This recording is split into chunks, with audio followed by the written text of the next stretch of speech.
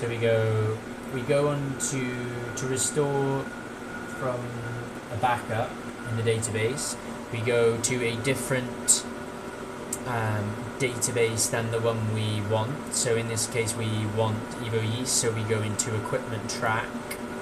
We right click, tasks, restore database.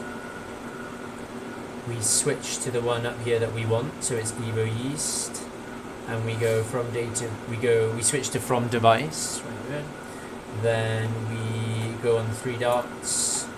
Then we click add. Then we go into the C.